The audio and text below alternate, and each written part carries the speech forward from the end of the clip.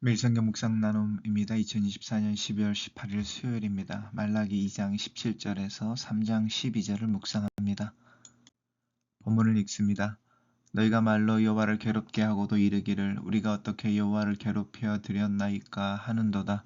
이는 너희가 말하기를 모든 악을 행하는 자는 여호와의 눈에 좋게 보이며 그에게 기쁨이 된다 하며 또 말하기를 정의의 하나님이 어디 계시냐 함이니라. 만군의 여호와가 이르노라. 보라, 내가 내 사자를 보내리니 그가 내 앞에서 길을 준비할 것이요 또 너희가 구하는 바 주가 갑자기 그의 성전에 임하시리니 곧 너희가 사모하는 바 언약의 사자가 임하실 것임이라. 그가 임하시는 날을 누가 능히 당하며 그가 나타나실 때에 누가 능히 서리요. 그는 금을 연단하는 자의 불과 표백하는 자의 잿물과 같을 것이라. 그가 은을 연단하여 깨끗하게 하는 자 같이 앉아서 레위 자손을 깨끗하게 하되 금, 은 같이 그들을 연단하리니 그들의 공의로운 재물을 나 여호와께 바칠 것이라. 그때의 유다와 예루살렘의 봉헌물이 옛날과 고대와 같이 나 여호와께 기쁨이 되려니와 내가 심판하러 너희에게 임할 것이라. 점치는 자에게와 간음하는 자에게와 거짓 맹세하는 자에게와 꾼에 싸게 대하여 억울하게 하며 과부와 고아를 압제하며 나그네를 억울하게 하며 나를 경외하지 아니하는 자들에게 속히 증언하리라. 만군의 여호와가 말하였느니라. 나 여호와는 변하지 아니하나니 그러므로 야곱의 자손들아 너희가 소멸되지 아니하느니라. 만군의 여호와가 이르노라. 너희의 조상들의 날로부터 너희가 나의 규례를 떠나 지키지 아니하였도다. 그런즉 내게로 돌아오라. 그리하면 나도 너희에게로 돌아가리라 하였더니 너희가 이르기를 우리가 어떻게 하여야 돌아가리까 하는도다. 사람이 어찌 하나님의 것을 도둑질하겠느냐. 그러나 너희는 나의 것을 도적질하고도 말하기를 우리가 어떻게 주의 것을 도적질하였나이까 하는도다. 이는 곧 11조와 봉헌물이라. 너희 곧 온 나라가 나의 것을 도둑질하였으므로 너희가 저주를 받았느니라. 만군의 여호와가 이르노라. 너희의 온전한 11조를 창고에 들여 나의 집에 양식이 있게 하고 그것으로 나를 시험하여 내가 하늘 문을 열고 너희에게 복을 쌓을 곳이 없도록 붙지 아니하나 보라. 만군의 여호와가 이르노라. 내가 너희를 위하여 메뚜기를 금하여 너희 토지 소산을 먹어 없애지 못하게 하며 너희 밭에 포도나무 열매가 기한 전에 떨어지지 않게 하리니 너희 땅이 아름다워짐으로 모든 백성 이방인들이 너희를 복되도다 하리라. 만군의 여호와의 말이니라. 오늘 본문은 하나님을 괴롭게 하는 것에 대해서 또 봉헌물과 11조에 대한 이야기입니다. 너희가 말로 여호와를 괴롭게 한다. 이렇게 이제 하나님께서 이스라엘 백성들과 이제 대화를 이제 논쟁을 하고 계시는데요. 이스라엘 사람들은 그것을 알지 못합니다. 우리가 언제 여호와를 괴롭혀 드렸습니까? 근데 이제 너희가 말하기를 모든 악을 행하는 자는 여호와의 눈에 좋게 보이며 그에게 기쁨이 된다. 정의 하나님이 어디 계시느냐. 이 말이 하나님을 괴롭게 한다는 것인데요. 이거는 이제 불평하는 말이죠. 정의 하나님이 어디 계시느냐. 하나님이 살아계신다면 어떻게 악을 행하는 자들, 불의를 행하는 자들이 잘 살고 떵떵거리고 오래 살고 권력과 부귀를 누리느냐라고 불평하는 말들이죠. 오늘날도 마찬가지입니다. 우리가 현상에서 보이는 악의 번성함 때문에 하나님을 향하여 불평을 토로할 때 하나님이 그 말을 듣고 괴로워하십니다. 그러면서 이제 하나님께서 만군의 여호와가 이르노라. 보라, 내가 내 사자를 보낸다. 이렇게 이야기하십니다. 내 사자를 보내서 그가 내 앞서서 길을 준비할 것이다. 주님께서 오신다. 하나님께서 오신다라고 하는 부분이죠. 주가 갑자기 그의 성전에 임하실 것이다. 왜냐하면 너희들이 정말 정의를 행하는 하나님, 심판의 하나님을 구하고 있는데 그 날이 올 것이다. 이렇게 약속합니다. 너희가 사모하는 바 언약의 사자가 임하실 것이다. 이 하나님의 약속의 성취, 공의와 정의를 드러내는 것을 실현하는 하나님의 사자가 임하게 될 것이다. 이야기를 하죠. 그가 임하시는 날은 누가 능히 당하며 그가 나타나실 때에는 누가 능히 서겠느냐. 그는 금을 연단하는 자의 불, 표백하는 자의 잿물과 같을 것이다. 이 하나님의 언약의 사자가 나타났을 때에 하나님의 심판이 임하실 것인데 그때 그 하나님의 심판의 코안은 정결하게 하는 것에 있다라는 겁니다. 이렇게 내친다 이렇게보다는요. 이 레위 자손을 깨끗하게 한다라고 하는 부분, 우리 어제 묵상할 때 제사장들의 그 불의함에 대한 하나님의 그 괴로움을 이야기했었는데요. 그 레위 자손들이 정결하게 될 것이다. 그래서 이제 이 공의로운 제물을 하나님께 드리게 될 것이다라고 하는 부분이고요. 그래서 그때는 하나님께 드리는 예물들이 흠없고 또 이제 제일 좋은 것으로 하나님께 드렸던 옛날과 고대와 같이 하나님께 기쁨이 될 것이다. 근데 이제 단순히 동물 제사만을 의미하는 게 아니죠. 앞에 공의로운이라는 말이 붙어 있으니까요. 내가 심판하러 너에게 임할 것이다 하면서 이제 내 그 정결하게 되어지는 자들과 이제 내쳐지는 자들이 나오는데, 이 내쳐지는 자들은 점치는 자, 간음하는 자, 거짓 맹세하는 자, 품꾼의 싹에 대하여 억울하게 하는 자, 여기에도 이제 종교적인 영역을 뛰어넘게 되고죠.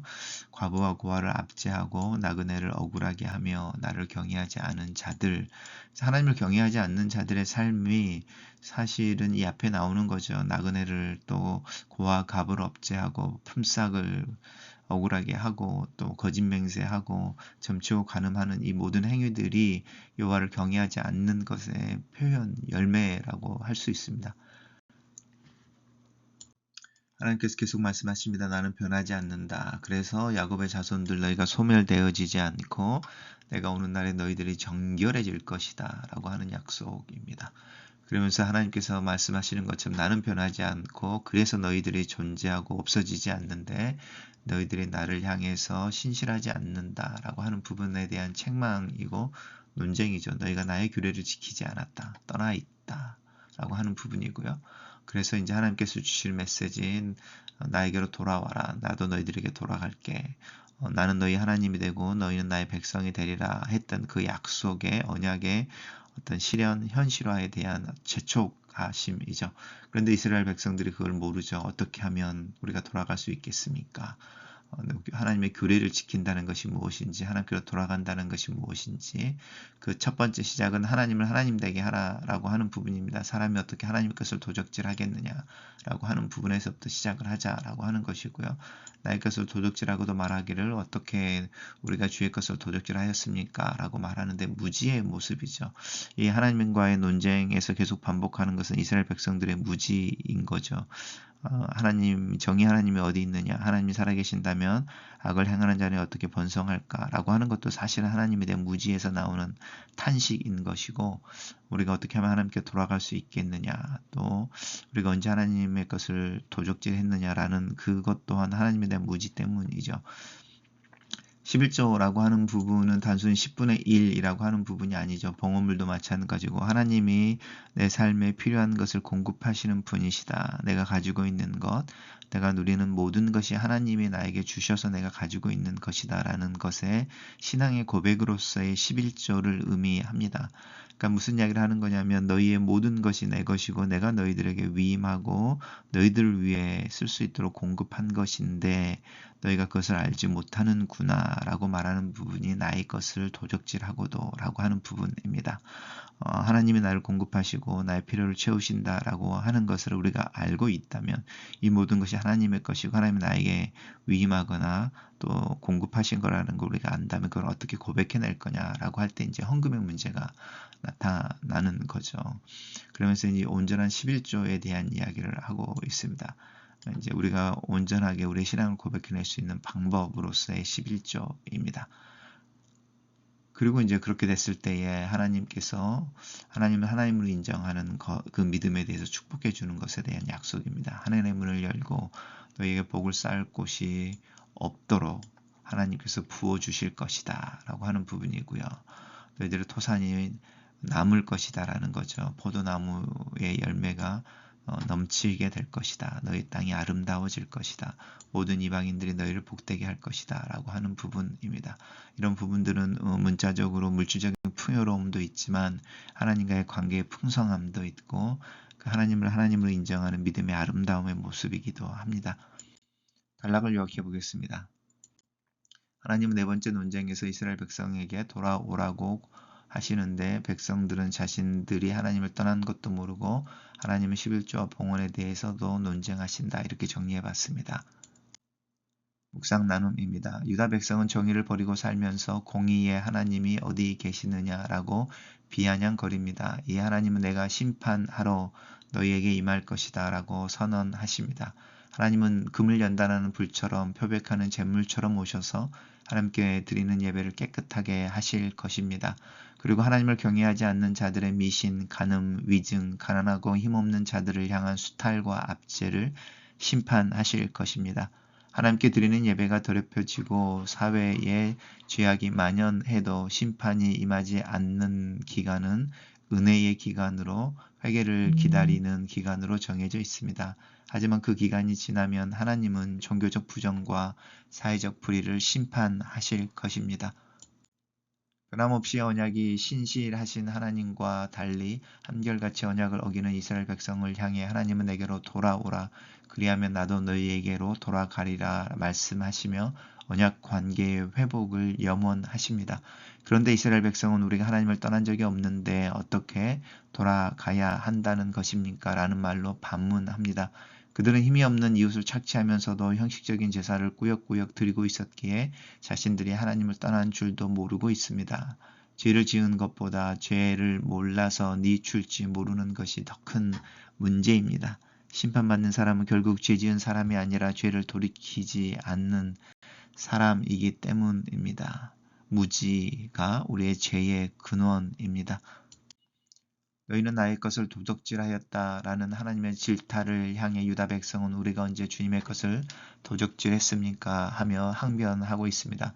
하나님은 그들이 11조와 봉헌을 내지 않는 것이 도적질이라 말씀하십니다. 11조를 드리지 않는 것은 사실상 하나님을 외면한 것입니다. 11조가 없으면 성전 봉사자의 생계 유지가 불가능해져서 성전 기능이 마비되기 때문입니다. 또한 11조는 모든 소유가 하나님의 것이며 하나님이 모든 필요를 채우신다는 믿음의 고백입니다. 하나님은 나를 시험하여 보라 하며 한탄하시지 않도록 욕심을 버리고 모든 소유권을 하나님께 드려 거룩하게 제물을 사용합시다. 글로 쓰는 기도입니다. 살아계신 하나님, 하나님께서 나의 필요를 채우시고 인도하신다는 그 약속의 말씀을 붙잡습니다. 하나님께서 나를 위하여 하시는 일과 내가 하나님께서 해주시기를 기대하는 일 사이에 간격과 차이가 있음을 인정합니다. 하나님의 공의와 정의 앞에 내 자신을 세울 때마다 하나님의 다림줄에 적합하지 않는 내 모습을 내어놓고 하나님을 인정하는 삶이 내 하루하루의 일정과 일상 속에서 말과 행동으로 또 내가 가지고 있는 리소스와 물질의 사용 가운데 고백되어질 수 있기를 예수님의 이름으로 기도합니다. 아멘.